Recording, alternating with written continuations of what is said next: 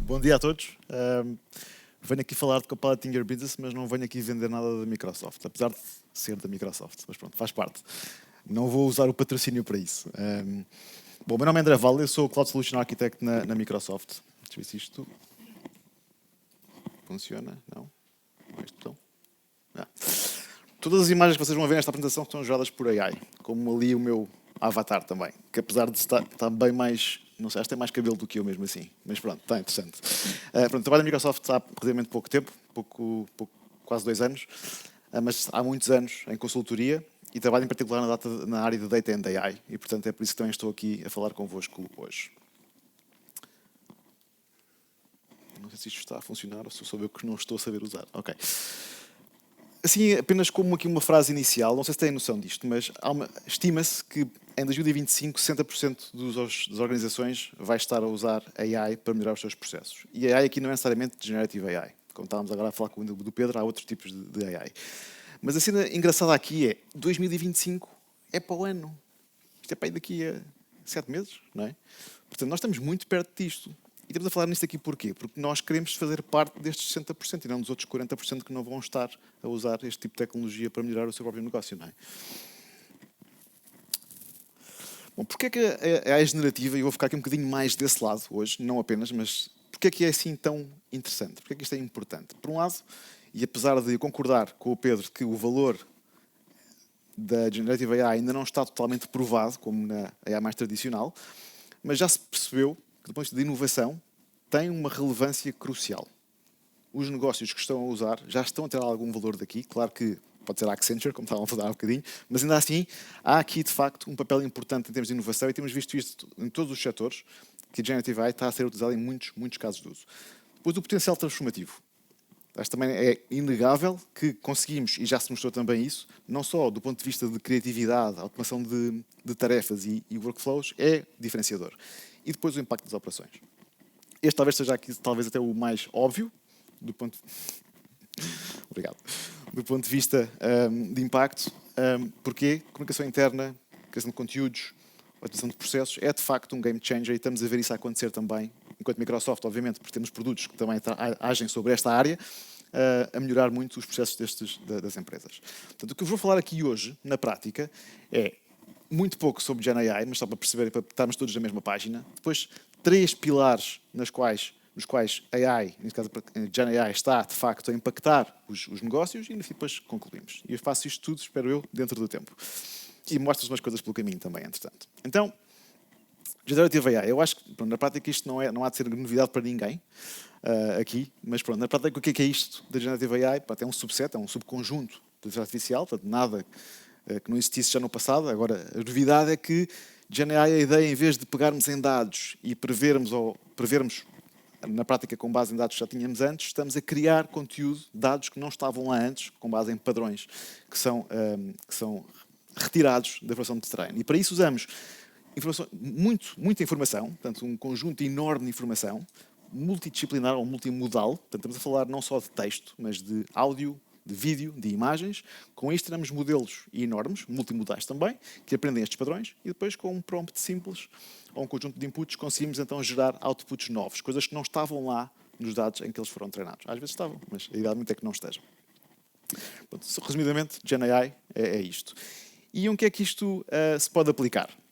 Há muitos casos de uso. Vou-vos dar aqui 5 que são mais ou menos óbvios também. Não é? Por um lado, obviamente, o primeiro de todos, geração de conteúdos. Não é? Podemos gerar imagens, podemos gerar vídeo, podemos gerar áudio. Vocês já viram música gerada por modelos deste género, com letra e tudo. É interessante. Não é necessariamente o meu gosto especial, mas funciona bastante bem. E depois podemos usar isto em marketing, em blogs, em social media, etc., que são casos de uso bastante óbvios, dos quais podemos tirar aqui algum proveito. Mas não só. Por exemplo, desenho e desenvolvimento de produto. Brainstorming, com equipas de desenvolvimento de produto. Muito interessante, no caso uso, para usar Gen AI. Marketing personalizado. Adaptar a mensagem ao cliente, especificamente, àquela pessoa individual. Gerar o texto, a imagem, o áudio, o que seja, o vídeo para aquela pessoa. Customer service, ou serviço ao cliente. Os tais bots, a forma como nós hoje falamos com as pessoas, seja internamente, mas tipicamente para o cliente, tem tido uma adesão enorme e há muitos clientes nossos que estão a usar GenAI para fazer isto. E depois também, e o exemplo da sessão anterior foi muito claro em relação a isto, usar GenAI para apoiar a análise dos dados e geração de insights. Muitas vezes é a tal questão. Às vezes estes insights não são óbvios para todas as pessoas e GenAI pode ajudar a humanizar um bocadinho mais ou simplificar a mensagem. Mas nem tudo são rosas, há também espinhos também, não é? E, portanto, há em particular, três pontos que nós temos de ter algum cuidado quando trabalhamos com GenAI. Por um lado, a controle da qualidade. Nós sabemos que os modelos alucinam, que às vezes o output não é aquilo que nós estamos à espera ou até nem tem nada a ver com o que nós estamos à procura. Portanto, é preciso saber gerir isto também e aceitar que isto pode acontecer e também lidar com estes temas. O viés, o bias, não é? Nós sabemos que estes modelos são muito grandes, são treinados em internet quase toda, não é? Uma boa parte da internet, o que significa que tem necessariamente viés, tem bias na informação. E, portanto, naturalmente, também nos outputs haverá algum bias. E é, portanto, queremos minimizar isto, melhorar a informação de treino, mas também temos, do ponto de vista de quem usa os modelos e tecnologia, saber lidar com o facto de poder haver bias nos seus resultados. E depois saber como usá-lo, eticamente. Não prejudicar ninguém, não prejudicar nenhuma organização. Usá-lo para o bem e não para o mal. Mas como todas as tecnologias, na prática.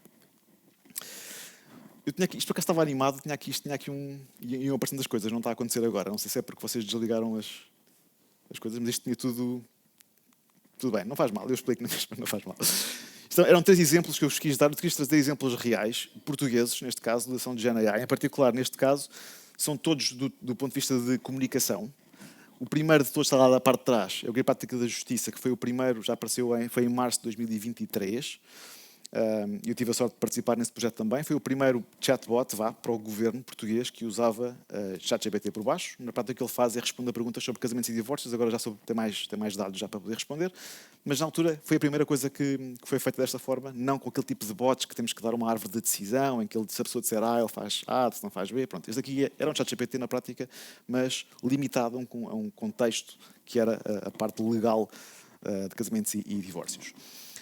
Depois, o Web Portugal não se vê aqui, mas é parecido, mas é um chatbot com um avatar, portanto tem uma pessoa, digamos assim, uma boneca neste caso, que fala com lip sync, portanto text-to-speech, speech-to-text também. Neste caso, estou a usar um móvel digital e agora vai ter mais umas iterações novas. E este último, do município de Miranda do Douro, que é parecido, também tem um avatar, mas tem muito mais.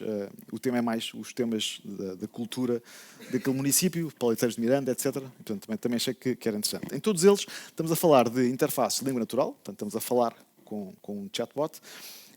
Tem uma linguagem muito mais acessível e adaptada também à audiência, que tem várias iterações, portanto, conseguem perceber numa conversa o que é que foi dito nas vezes anteriores e, portanto, usar isso como contexto e, obviamente, explicar de onde é que foi buscar a informação usando citações. Que é aquilo que vocês já viram também no Gemini ou no Copilot, na prática é uma boa prática neste momento.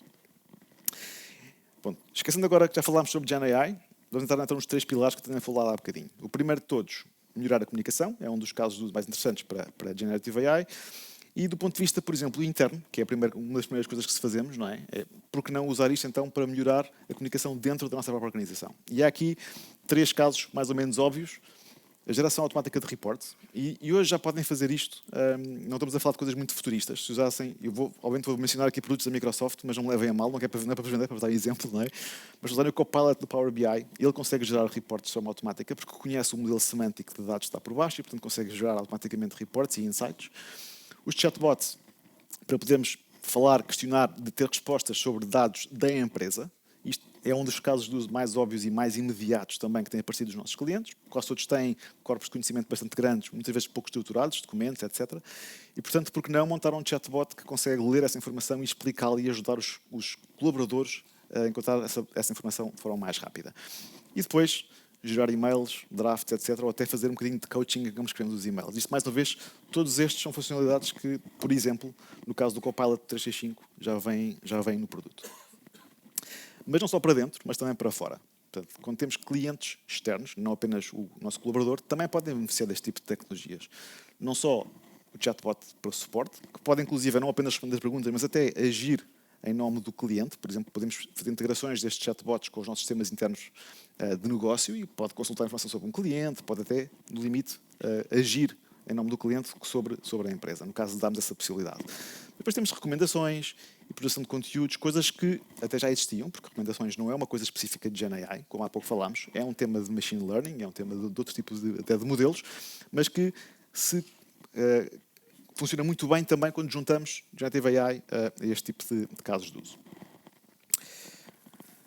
Claro que temos também os challenges neste tipo de coisas e estamos a falar de comunicação. E, portanto, o que é que nós temos de ter cuidado quando estamos a trabalhar com Generative AI e comunicação? Por um lado, garantir clareza e que as respostas são, de facto, usam uma linguagem clara, que nós fazemos um fact-check porque há, de facto, o risco de alucinação. Portanto, é importante termos esse cuidado. Manter os estándares éticos, cuidado e dizermos aos nossos utilizadores que estamos a usar respostas que são geradas por GenAI e não é um humano que está do outro lado. Personalizar, portanto, usar, por exemplo, AI para segmentar a audiência e adaptar o conteúdo de forma dinâmica. Garantir também que estamos a manter uma consistência com a marca, digamos assim, seja porque quando geramos imagens, quando geramos texto, estamos a usar um conjunto de regras que, de alguma forma, mapeiam com a nossa organização. Não tirar o humano do loop é muito importante aqui. Nós não queremos substituir o humano, queremos dar-lhe uma ferramenta e, portanto, que ele possa colaborar com a AI para ser mais produtivo. É sempre preciso ter lá o humano na mesma. Nós sabemos que essas coisas são falíveis. E depois otimizar para engagement, mais interação, surveys, etc.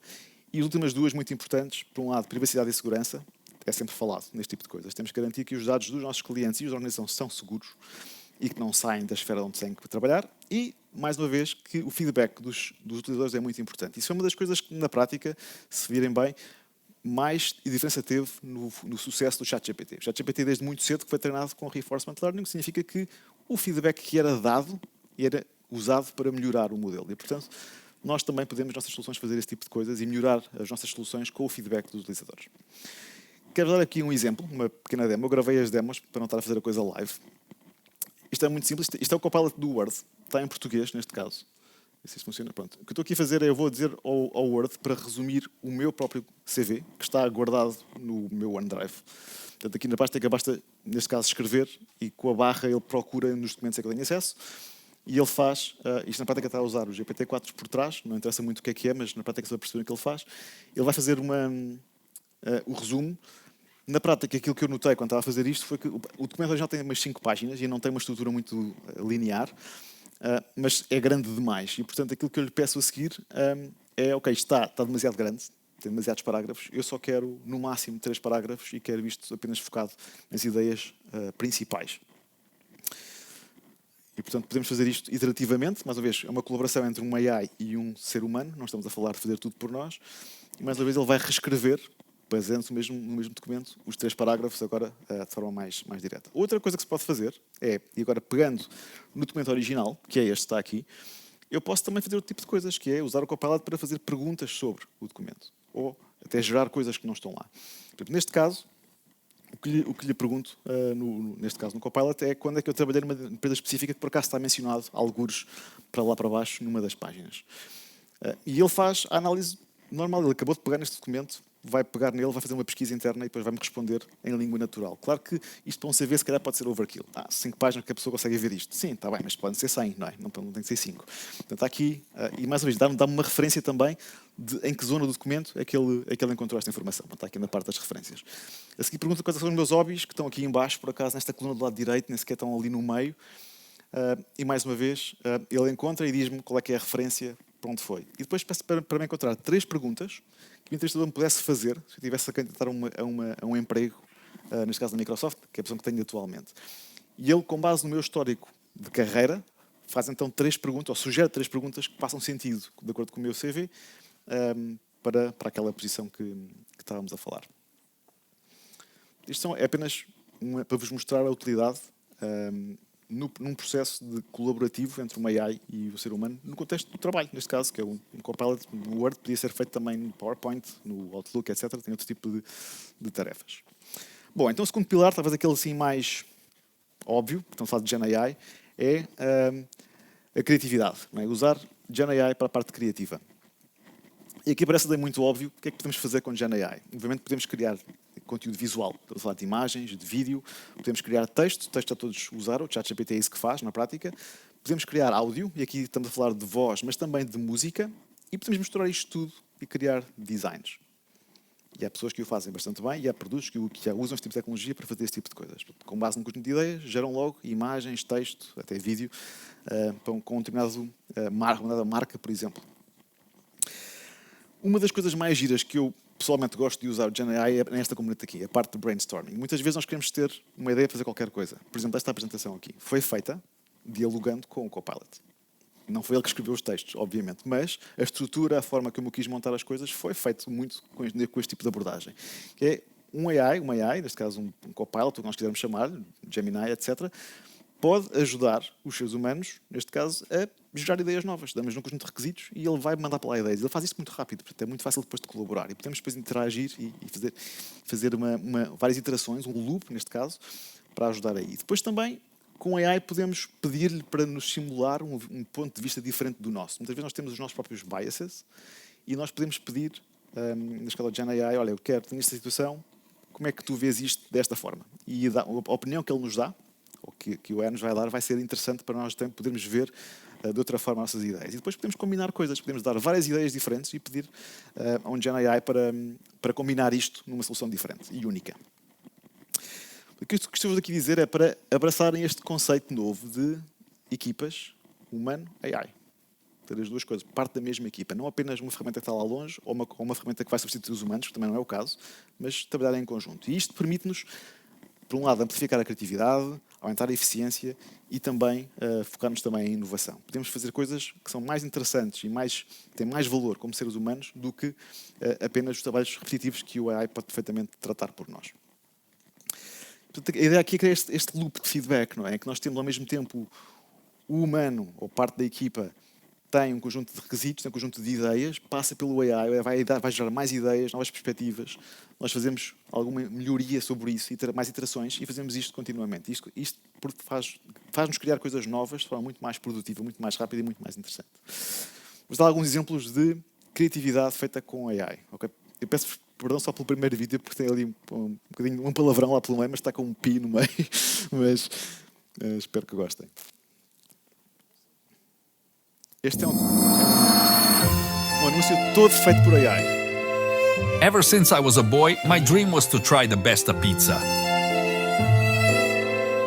I used to say, "Mama, is it lunch yet? Giorgio needs his pepperoni." And then one day I found the best pizza. The Pizza Huta. Introducing the all-new Burger Supreme from Pizza Hut. When you're craving a burger and pizza, now you don't have to make a choice. Would you make a Giorgio the happiest man alive? Yes, Giorgio. You big, beautiful rascal. Because no one out-pizzas the Hut.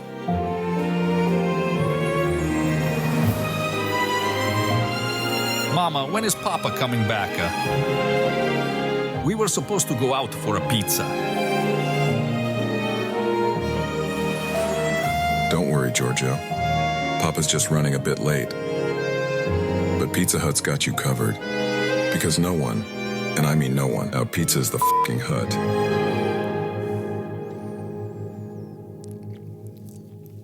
Há mais anúncios feitos por AI aí no mercado. Havia em particular um da Coca-Cola, só que não é 100% feito por AI, por isso é que eu não o pus aqui. Este é outro exemplo. Isto é um vídeo de 1 minuto, não tem áudio, gerado pelo modelo Sora, da OpenAI. Este tipo de vídeo foi gerado com uma frase de texto apenas a dizer que queremos gerar uma pessoa mais velha em Paris, num café, a olhar assim para a frente e no final tem uma espécie de um esboço, um sorriso porque percebeu o sentido da vida. É uma coisa assim do género. Pronto. Mas viram a qualidade do vídeo que estávamos aqui a ver? Foi todo... Não consigo... Não, entretanto... Aqui. Todo gerado apenas por um modelo de AI. Este é outro exemplo gerado pelo mesmo modelo em que a frase única é cachorros labrador a brincar na neve. E ele gerou isto, na prática. Não tem nenhum outro input, não tem nenhuma imagem de input. E, finalmente, vos quero mostrar também, não sei se acompanharam isso ou não, mas a semana passada a OpenAI anunciou o GPT-4o, ou Omni, se quiserem chamar-lhe assim, que é um modelo novo, que vem sobrepor-se a todos os outros, mais rápido, mais barato e muito mais capaz, e que tem uma coisa interessante, que já não é só um text-to-text, já não é um modelo que recebe texto e devolve texto, é um modelo que nativamente recebe discurso, speech, e portanto consegue responder em menos do que 250 milissegundos, o que significa que conseguimos ter uma conversa fluida com ele. Eu vou-vos mostrar uma demo, que se calhar já viram, mas se não viram, acho interessante verem, da utilização The deste model modelo. is able to generate voice in a variety of different emotive styles. And it really has a wide dynamic range. So I'm going to fire up another demo for Awesome. that. Yeah. Hey, ChatGPT, how are you doing? I'm doing fantastic. Thanks for asking. How about you? Pretty good. What's up? So my friend Barrett here, he's been having trouble sleeping lately. And I want you to tell him a bedtime story about robots and love. Oh, a bedtime story about robots and love? I got you covered. Gather round, Barrett. Once upon a time, in a world not too different from ours, there was a robot named Byte. Byte was a curious robot, always You exploring. started this story, but I want a little bit more emotion in your voice, a little bit more drama. Got it. Let's add some drama.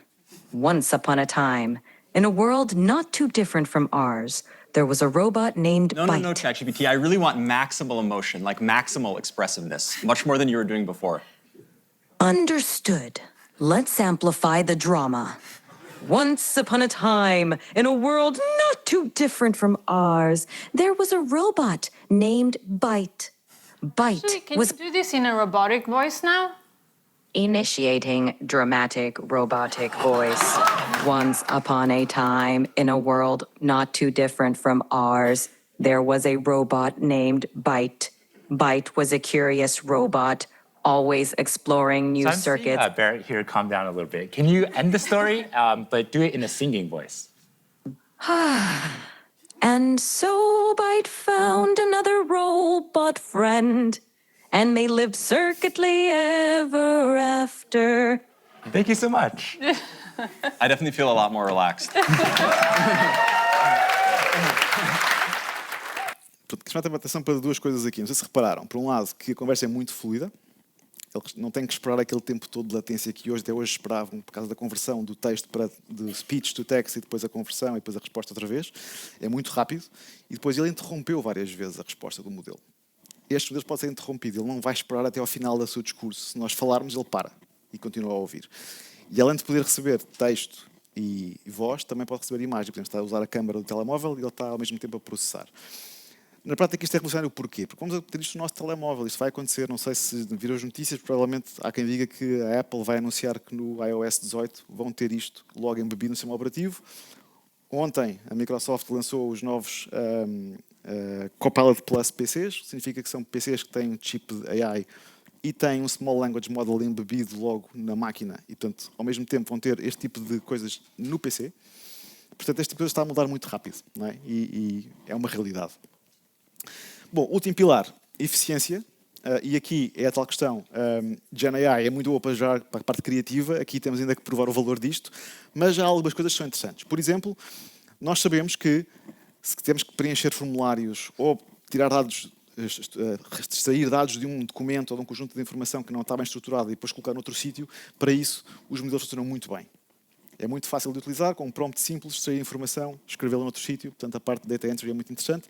Invoice processing, ou seja, processamento de faturas ou outro tipo de documentos, na prática, mesmo sem termos um modelo específico, ele consegue rapidamente perceber o conteúdo daquele documento e extrair de lá e, mais uma vez, gerar reportes de forma automática. Se forem coisas rotineiras, baseadas tipicamente num template, ele também consegue fazê-lo de forma simples. E depois, na parte de processos, temos a parte de supply chain, a parte de workflow automation ou quality control. Claro que aqui estamos a falar de AI, não apenas de Gen AI, mas mais uma vez na colaboração das duas coisas. Mas o machine learning tradicional continua a ser, obviamente, o que é usado para otimizações. Não estamos a falar de Gen AI, não é para isso que serve, mas, junto, podem ter aqui bons resultados. A parte da automação de workflows, mais discutível, pronto, na prática o porquê? Porque estes modelos já foram testados também, cenários em que o próprio modelo toma decisões. Portanto, nós fizemos uma coisa chamada orquestração, que é darmos ao modelo a hipótese de escolher vários caminhos do workflow e, com a informação certa, estes modelos funcionam muito bem para isso também, mesmo quando, às vezes, as coisas não são necessariamente restritas ou muito lineares. É preciso tomar uma decisão com base em vários fatores. A parte de quality control, estamos a falar de coisas como, por exemplo, comparar documentos que não têm estruturas iguais e perceber se faz sentido ou não faz sentido, se determinado documento tem ou não tem todas as cláusulas num contrato que é suposto ter, e outro tipo de cenários deste género em que queremos usar este tipo de modelos para fazer comparações e análise com base num conjunto de critérios. Por exemplo, análise de qualidade de chamadas telefónicas. Com base na transcrição, estes modelos conseguem perfeitamente saber se o operador cumprimentou a pessoa do outro lado pelo primeiro nome, se foi pelo último nome, se lhe vendeu um produto que era suposto estar em promoção ou não por telefone. Isso tudo é fácil de fazer com este tipo de modelos e está a ser feito em clientes aqui em Portugal também. Finalmente, a parte de todas as empresas o que querem fazer é reduzir os seus custos e melhorar a alocação dos seus recursos. Portanto, se automatizarmos as tarefas que são mais repetitivas e que não precisam tanto de um ser humano a fazê-lo sempre da mesma forma, então vamos reduzir o custo e podemos alocar as pessoas a tarefas que de facto têm muito mais valor para as empresas. Não estamos a falar de despedir as pessoas, não é isso que estamos a falar, estamos a falar de otimizar o trabalho das pessoas. A parte da Energy Management já é um caso mais específico, mas na prática isto tudo junto pode levar de facto a uma redução de custos de energia. Claro que há, mais uma vez, sempre as coisas a preocupar-nos. O tema do job displacement, ou seja, de as pessoas poderem perder os seus empregos. Naturalmente que há estratégias para colmatar aí também. Os trabalhos vão necessariamente mudar, vai haver alterações na forma que nós trabalhamos. Já está a acontecer. Mas isso, na prática, passa por também as próprias pessoas terem um processo, as empresas terem um processo de reskilling para ajudarem as pessoas a terem um papel diferente na empresa e a usar a tecnologia de outra maneira, sem terem que manter-se no tipo de papel que faziam antes e que agora pode ser substituído, em parte, pelo menos, pela inteligência artificial. A parte do bias e do fairness, ou da justiça, passa muito por termos guidelines, e há muitas empresas e organizações que também estão a trabalhar sobre isto, guidelines e frameworks para garantir que a AI é usada de forma ética e responsável. E, finalmente, a parte que falámos há pouco também da privacidade, continua a também ser válida neste pilar. Muito importante manter a privacidade e proteger os dados dos nossos clientes, da organização, e para isso também garantir que temos uma transparência sobre como é que os modelos são utilizados, como é que eles são treinados, que dados é que são usados. Portanto, isto tudo são coisas que estão a ser trabalhadas também nas empresas e fora delas, e, portanto, é importante manter isto no top of mind. Pronto, uma última demo. Também com o Copilot da Microsoft, neste caso o Copilot do 365, também fui eu que a gravei, portanto é feito com o meu perfil. E na prática aqui o que eu estou a pedir é só que ele me diga o que é que eu tenho amanhã. E na prática ele vai aceder ao meu calendário, porque na prática está tudo ligado dentro do Office 365, não é? E ele sabe as reuniões que tenho marcadas. Reparem que algumas são à meia da noite, porque tanto na Microsoft há reuniões todo dia, não é? Não vou a reuniões às 2 da manhã, como devem calcular, mas elas estão marcadas. E depois eu posso perguntar-lhe, por exemplo, me dar mais informação sobre a última reunião que tinha ali marcada. E o que ele faz, ele vai pesquisar todos os meus e-mails, as conversas de Teams, etc., que estão todas lá, mas que são apenas minhas, são privadas, mas vai usar essa informação para me dizer quem é que marcou a reunião, porque é que marcou a reunião e o que é que eu posso ler para me preparar para essa reunião. Só um exemplo, mais uma vez, de uma otimização de um processo. Em vez de ser eu ter que andar à procura dos e-mails, consigo fazer isto diretamente com o Copilot. Bom, para fechar, tenho ainda os 2 minutos, que é para a coisa bater certo. O que é que falámos aqui hoje? Um bocadinho sobre Gen AI, o que é, principais benefícios, de criatividade em particular, eficiência, personalização, aplicabilidade em muitos cenários, inclusive também na parte de controle de custos, eventualmente, mas os mais óbvios são provavelmente o Customer Service e o Content Creation. E, finalmente, pedir-vos ou dizer-vos que é importante também que se cheguem à frente, que comecem a brincar com estas coisas. Não só comecem por perceber o que é que existe no mercado, as ferramentas, explorem-nas. A maior parte delas são de utilização gratuita inicialmente, numa fase inicial para fazerem pilotos, ou com um custo baixo. Vejam casos de estudo nas vossas indústrias que façam sentido, que se possam mapear também com aquilo que vocês querem fazer e verem se já existe, quem é que já fez. Comecem com um piloto simples, experimentar pequenas tarefas, pequenas coisas com Gen AI, vão refinando e melhorando. Mais uma vez, este tipo de soluções são baseadas muitas vezes em cloud, o que significa que se paga pelo que se usa. Não é preciso comprar um data center inteiro para correr um GPT, é muito mais barato do que isto. E depois manterem-se informados, formação e também estarem atentos ao que está a passar no mercado. Muito obrigado, espero que tenham gostado e tenha sido útil.